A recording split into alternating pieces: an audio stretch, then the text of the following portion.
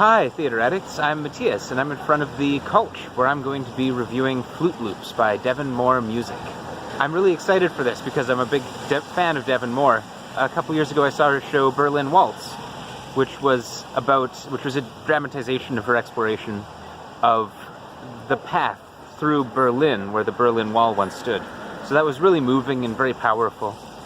This new show, Flute Loops, is apparently a rock opera about theoretical physics. So that's a really intriguing premise, and I'm really excited to see what they do with it. So I will check in with you once I've seen the show. So I just got out of Flute Loops, and what an amazing show that was. Like the musicality of it, it's definitely, it's classic Devon Moore, with the fumbling and the integrating of the fumbling with the show, and then the real fumbles looking like performed fumbles because they're so convincing that it's really helpful when sometimes you do drop something you don't want to drop. But it's a lot of fun, and of course you find you're having a lot of fun with the performer because of the way that the way she includes you, and the musicality of it is always amazing to see, and the combination of physical comedy with beat machines. I'm just blown away by that. Awesome. So I guess it's a rock opera about physics, so you might be wondering, how did she pull that off? It's not just about physics, it's also about the sociology of physics. It asks questions about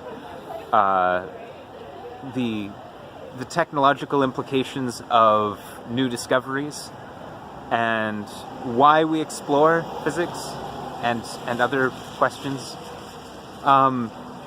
And some elements of that I agreed with.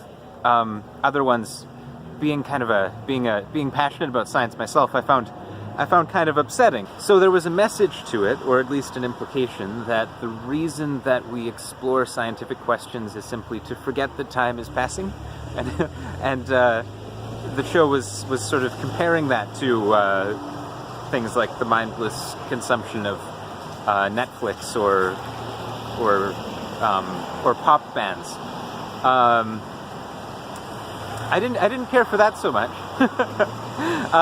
The question that she posed the audience is, why do we obsess so much about categorizing and documenting things when we could instead be looking at the space between? Which is a beautiful message, but I would put it to you that it's only by cataloging and documenting what's there that we can be aware of the space in between.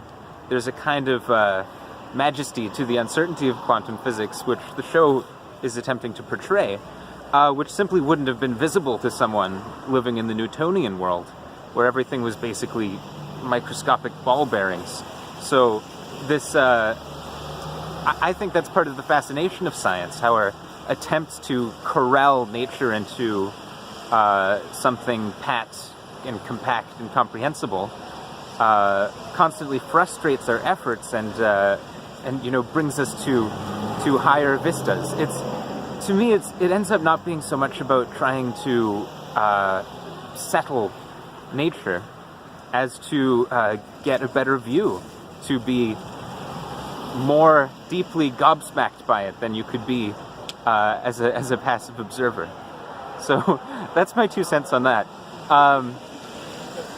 The fact that it aroused a strong opinion out of me meant that the show must have been engaging, and I feel really lucky to have been able to review it. I definitely recommend you check it out because, like the other show that I reviewed, it's got a multi-factor appeal. You can watch it for the music, or for the comedy, or for the audience participation, for the lyricism, for the deeper concepts explored.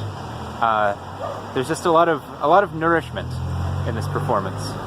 I've been Matthias Martins with Theater Addicts, reviewing Flute Loops by Devon Moore Music at the Culch Historic. It's been a fantastic experience, and I'd love to hear your thoughts about Devon Moore's performance here, or about other performances, or any thoughts you might have about science and the way that it is perceived by musicians. If you have any thoughts, please leave a comment below, and don't forget to subscribe for more reviews as they come out.